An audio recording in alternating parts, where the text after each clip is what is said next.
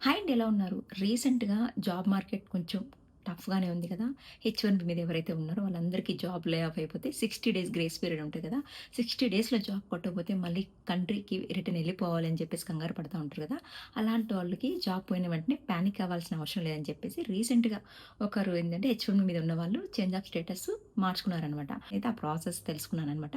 అది మీకు ఎంతవరకు యూజ్ అవుతదో తెలీదు కానీ అది ఈరోజు ఈ వీడియోలో షేర్ చేసుకుందాం అనుకుంటున్నా. పాయింట్‌కెళ్ళిపోదాం. పాయింట్ ఏంటంటే హెచ్-1బీ మీద ఉండి ఒకవేళ జాబ్ పోతే గనక ఇప్పుడు జాబ్ మార్కెట్ కొంచెం టఫ్ ఉంది కదా! 60 డేస్‌లో ఒకవేళ జాబ్ వస్తదా? రాదా? అని ఒక ముందరే తెలిసిపోతది మనకి. ఎందుకంటే కాల్స్ ఉన్నాయా? లేవా? ఏంటి అనేసి.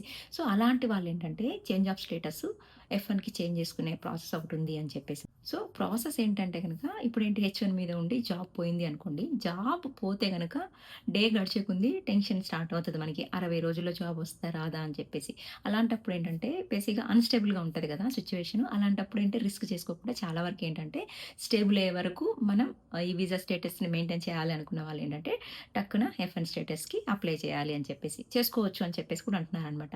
ఎందుకంటే గనక ఇప్పుడు హెచ్-1 మీద ఉంటే గనక టాక్సెస్ అండ్ డేస్ కూడా గడుస్తా ఉంటాయి. సో, కరెక్ట్‌గా ఆ డేస్ లోపల జాబ్ వస్తదా లేదా అని టెన్షన్ అయితే ఉంటది. అలా కాకుండా ఎఫ్-1 స్టేటస్‌కి అప్లై చేసుకునేట్టే గనక మనకు ఒక టైం అనేది ఉంటది. మళ్ళీ స్టేబుల్‌గా వచ్చినప్పుడు హెచ్-1బీకి మారొచ్చు అని చెప్పేసి అయితే వాళ్ళు ఆ ప్రాసెస్ స్టార్ట్ చేశారనమాట. దీంట్లో అయితే మెయిన్ 3 స్టెప్స్ అయితే ఉన్నాయన్నమాట ఈ ప్రాసెస్‌లో.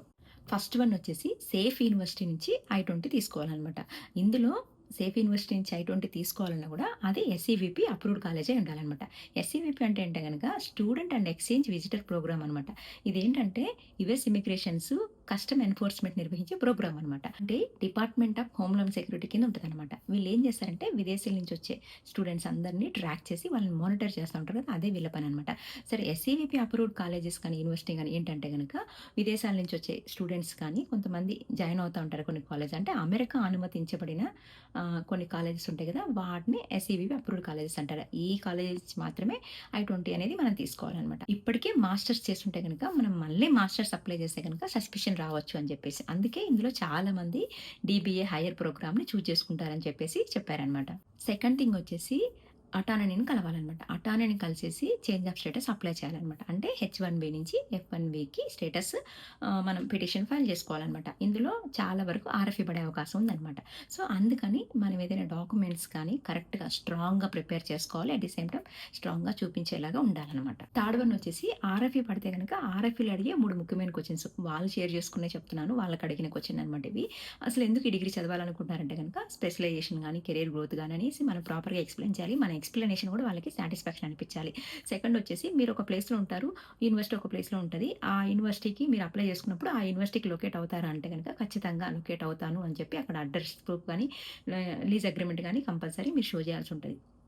థర్డ్ వన్ వచ్చేసి మీరు ఆఫ్టర్ గ్రాడ్యుయేషన్ ఏం చేస్తారంటే గనక మేము ఇండియాకి వెళ్ళిపోతాం అని చెప్పేసి మీరు ఖచ్చితంగా ప్రూవ్ చేయాలి. ఎందుకంటే వాళ్ళకి ఇంటెన్షన్ ఎలా ఉండాలంటే గనక మనం గ్రాడ్యుయేషన్ అయిపోయిన తర్వాత కూడా ఇక్కడే పర్మనెంట్‌గా ఉంటామని వాళ్ళకి గాని డౌట్ వస్తే గనక అది ప్రాబ్లమ్ అయితదనమాట. లేదు ఇండియాలో మాకు కొన్ని రిలేషన్స్ ఉన్నాయి, కొన్ని ఆస్తులున్నాయి. మేము గెట్ బ్యాక్ టు కంట్రీకి వెళ్ళాల్సిందే అని చెప్పి మీరు ఎక్కడైతే మీ మీ పేరు మీద గాని, మీ కుటుంబం పేరు మీద గాని కొన్ని ఆస్తులు గాని, ఫైనాన్షియల్ డాక్యుమెంట్స్ గాని సంబంధించి కొన్ని ప్రూఫ్స్ ఉంటాయి కదా! అవన్నీ కూడా వాళ్ళకి షో చేయాలి. ఇంటెన్షనల్‌గా వాళ్ళకేంటంటే ఇక్కడ సెటిల్ అవుతామని ఎక్కడ కూడా కనిపించకూడదనమాట. అది మెయిన్ థింగ్ వచ్చేసి. సో, చాలా వరకేంటంటే ఇప్పుడు మీరు రీలొకేట్ అవుతారా అన్నప్పుడు చాలా వరకేంటంటే వాళ్ళు ఇప్పుడు మీరు డెట్రాయిట్‌లో ఉన్నారండి. డల్లాస్‌లో యూనివర్సిటీలో ఏదైనా అప్లై చేశారనమాట. వాళ్ళేమడుగుతారంటే కంపల్సరీ డల్లాస్‌కి మీరు మూవ్ అవుతారంటే గనక కంపల్సరీ మీరు ముందుగానే అక్కడ ఏదైనా లీజ్ అగ్రీమెంట్ గాని, మీ రిలేటివ్స్ కానీ, మీ ఫ్రెండ్స్ గాని ఏదైనా అడ్రెస్ ప్రూఫ్ అంటే ఏం లేదు మీరక్కడికి వెళ్లి ఉండబోతున్నారని మాత్రం ప్రూవ్ చేయాలనమాట.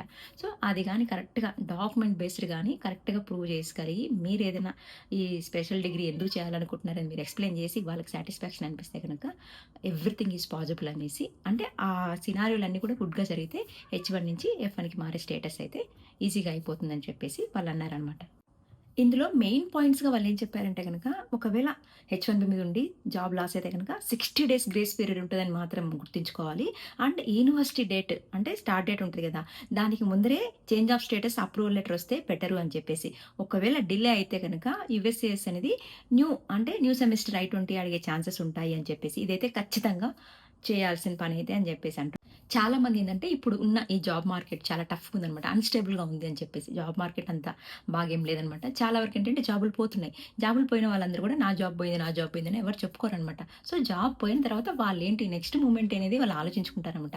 చాలా వరకేంటంటే కొంతమంది కంట్రీ వదిలి ఎళ్ళిపోతున్నారు. కొంతమంది మాత్రమే ఈ ఎఫ్1కి కానీ బీ2కి గానీ మారుతున్నారనమాట. వాళ్ళేమంటున్నారంటే గనక హెచ్1 నుంచి ఎఫ్1కి కానీ, బీ2కి మారడం అంత ఈజీ పనేం కాదు. కాకపోతే గనక ఆ టైంలో కొన్ని మనం ముందరే ప్రికాషన్స్ తీసుకొని దానికి తగ్గట్టుగా ప్లాన్ చేస్తే గనక లైక్ పొటెన్షియల్ ప్రాబ్లమ్స్ కానీ, రెడ్ ఫ్లాగ్స్ రాకుండా ఉంటాయి అని చెప్పేసి. చాలా వరకు మీకు నేను చెప్పాననమాట. మెయిన్ ఏంటంటే అసలు ఈ 60 డేస్‌లో కంపల్సరీ ఫస్ట్ థింగ్ వచ్చేసి ఈవీఎస్ఎస్‌కి అప్లికేషన్ సబ్మిట్ చేయకపోవడం అనమాట. దానివల్ల కాన్సిక్వెన్స్ ఏంది? ఇల్లీగల్ స్టే కౌంట్ అవుతదనమాట. దానివల్ల ఫ్యూచర్ వీసా, గ్రీన్ కార్డ్ మీద ఎఫెక్ట్ పడతదనమాట. సెకండ్ వన్ వచ్చేసి ఆర్ఎఫ్ఈ అనమాట. మోస్ట్ కామన్ ప్రాబ్లమ్ అనమాట ఇది. ఏంటంటే యూఎస్‌యూఎస్ వచ్చేసి మనల్ని అడుగుతది ఎక్స్‌ట్రా డాక్యుమెంట్స్ ప్రూవ్ చేయమని. వై దిస్ డిగ్రీ అనగానే కెరియర్ గ్రోత్ గాని, స్పెషలైజేషన్ గాని చేస్తున్నాము. ఖచ్చితంగా మేము ఇలా చేయాలనుకుంటున్నాం. మీరు చెప్పే ఎక్స్‌ప్లనేషన్ వాళ్ళకి కొంచెం సాటిస్ఫాక్షన్ అనిపించేలాగా ఉండాలి. సెకండ్ థింగ్ వచ్చేసి మీరు ఇక్కడ ఉంటది, కాలేజ్ అక్కడ ఉంటది. కాలేజీ, యూనివర్సిటీ దగ్గరికి మీరు రిలేకట్ అవుతారంటే గనక అక్కడికి సంబంధించిన అడ్రెస్ గాని, లీజ్ డాక్యుమెంట్ గాని అవన్నీ కూడా కంపల్సరీ షో చేయడం ఉంటది. తర్వాత ఆఫ్టర్ గ్రాడ్యుయేషన్ మీరు ఏం చేస్తారు అంటే గనక కంట్రీకెళ్ళిపోతాము. మీరు ఎట్టి పరిస్థితుల్లో ఇక్కడ ఉంటామని మాత్రం వాళ్ళకి అనిపించకూడదనమాట. ఎందుకంటే మీరు కంట్రీకెళ్ళిపోతున్నాం. మా కంట్రీలో మాకు ఆస్తులున్నాయి. మా కంట్రీలో మాకు ఫ్యామిలీ ఉంది అని చెప్పి మీరు ప్రూవ్ చేయగలగాలి. కంపల్సరీ అవి మాత్రం స్ట్రాంగ్‌గా ఉండాలి ఆ డాక్యుమెంట్స్. లైక్ ప్రాపర్టీ గాని, ఫైనాన్షియల్ గాని అదంతా గూడా.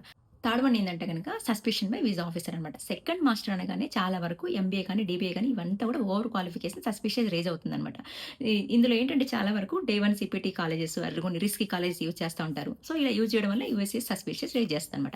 అలా కాకుండా కొన్ని అమెరికా అనుమతించబడినయి అంటే ఎస్‌సీవీపీ కొన్ని కాలేజెస్ ఉంటాయి కదా! ఎస్‌సీవీపీ ద్వారా అప్రూవ్డ్ అయి ఉంటాయి కదా! అలాంటి కాలేజ్ నుంచి మనం అడ్మిషన్ తీసుకోవాలి. అలా అయితే గనక ఏ ప్రాబ్లమ్ ఉండదు అని చెప్పేసి. ఎందుకంటే గనక ఎస్‌సీవీపీ అంటే మీకు ఆల్రెడీ స్టార్టింగ్‌లో ఎక్స్‌ప్లెయిన్ చేశాను. స్టూడెంట్ ఆహ్, ఎక్స్‌చేంజ్ విజిటర్ ప్రోగ్రామ్ అనమాట. ఈ కాలేజెస్ నుంచి అనుమతించబడిన వాడిని తీసుకుంటే గనక మనకి కొంచెం రిస్క్ అనేది తక్కువుంటదని చెప్పేసి వాళ్ళు ఎస్‌సీవీపీ అప్రూవ్డ్ కాలేజ్ నుంచి మాత్రమే తీసుకోవాలని చెప్పేసి చెప్తున్నారనమాట. ఫోర్త్ వన్ వచ్చేసి college start date miss match అవ్వడం అనమాట. ఎందుకంటే కాలేజ్ సెమిస్టర్ ఆల్రెడీ స్టార్ట్ అయ్యి ఉంటదనమాట. యూఎస్ఏఎస్ వచ్చేసి అడిషనల్ ఎవిడెన్స్ అడుగుతది. అది కూడా మనం షో చేయాల్సొస్తది. అండ్ ఫిఫ్త్ వన్ వచ్చేసి హోమ్ కంట్రీ టైస్ ఉంటాయి కదా! అంటే అక్కడ ఆస్తులు గాని, ప్రాపర్టీస్ కానీ అవి వీక్‌గా ఉండడం. అంటే ప్రాపర్‌గా ఏం చెప్తుందంటే గనక మన ఫ్యామిలీకి సంబంధించిన ప్రూఫ్స్ కానీ, ప్రాపర్టీ డాక్యుమెంట్స్ కానీ, అఫిడవిట్స్ కానీ ఏదైతే ఇవన్నీ కూడా చాలా స్ట్రాంగ్‌గా ఉండాలి. ఎందుకంటే హెచ్1 నుంచి ఎఫ్1కి వెళ్ళేటప్పుడు ఎఫ్1 అంటే మీకు తెలుసు కదా! చాలా వరకు ఆ డాక్యుమెంట్స్ అన్ని చాలా స్ట్రాంగ్‌గా ఉండాలి. అవి మనం మేనేజ్ చేసుకోవాలి అని చెప్పేసి. లాస్ట్ వన్ వచ్చేసి రీలొకేషన్ అవ్వడం. అంటే మనం ఒకవేళ ఇప్పుడు డెట్రాయిట్‌లో ఉన్నాననుకో డల్లాస్‌లో కాలేజీ అప్లై చేస్తాం కదా! ప్రతిసారి అలా రీలొకేట్ అవుతామా లేదంటే ఒకవేళ రీలొకేట్ అవ్వాలంటే గనక వాళ్ళు ముందర అడుగుతారనమాట. అక్కడ అడ్రెస్ ప్రూఫ్ కానీ, లీజ్ అగ్రీమెంట్ కానీ అవన్నీ కూడా లీజ్ అగ్రీమెంట్ చూపించినా కూడా ఒకవేళ అడ్రెస్ ప్రూఫ్ మీ ఫ్రెండ్స్ గాని, మీ రిలేటివ్స్ గాని ఉంటే గనక అట్‌లీస్ట్ మీరు అక్కడికి కంపల్సరీ వెళ్లి ఉండబోతున్నారని మాత్రం షో చేస్తే సరిపోతదనమాట. ఇలాంటి ఆహ్, రెడ్ ఫ్లాగ్స్ అయితే వస్తాయి. ఇలాంటి వాటన్నిటికి ముందరే మనం ప్రిపేర్ అయిపోయి, ముందరే ప్రికాషన్స్ తీసుకుంటే గనక అసలు ఎంతవరకైనా ప్రాబ్లమ్ సాల్వ్ చేయొచ్చు అని చెప్పేసి అండ్ హెచ్1 నుంచి ఎఫ్1కి ఎళ్ళే ఈ ఛాన్సెస్ అయితే చాలా ఈజీగా ఉంటది. ముందరే మనం తెలుసుకొని ప్రాపర్‌గా ఉంటే గనక అని చెప్పేసి చెప్తున్నారనమాట. సో, చాలా వరకేంటంటే జాబ్ పోగానే కొంతమంది పానిక్ అవుతుంటారు. ఎందుకంటే పానిక్ అవ్వద్దు, టెన్షన్ పడొద్దని చెప్పడం వరకే గానీ, అట్‌లీస్ట్ ఆ సినారియోలో ఉండే వాళ్ళకి మాత్రమే తెలుస్తదనమాట. అలాంటి వాళ్ళకేందంటే ఇలాంటిది ఒక సినారియో ఉంది అని చెప్పేసి చాలా మందికి తెలుసు. బట్ కొంతమందికైతే తెలుస్తదని చెప్పేసి నాకు తెలిసిన ఇన్ఫర్మేషన్ నేను షేర్ చేసుకుంటున్నాను. సో, వీడియో నచ్చితే లైక్ చేయండి. ఎవరికైనా యూజ్ అవుద్దనుకుంటే గనక షేర్ చేయండి. Thanks for watching. See you in the next video. వీడియో నచ్చితే లైక్ చేయండి.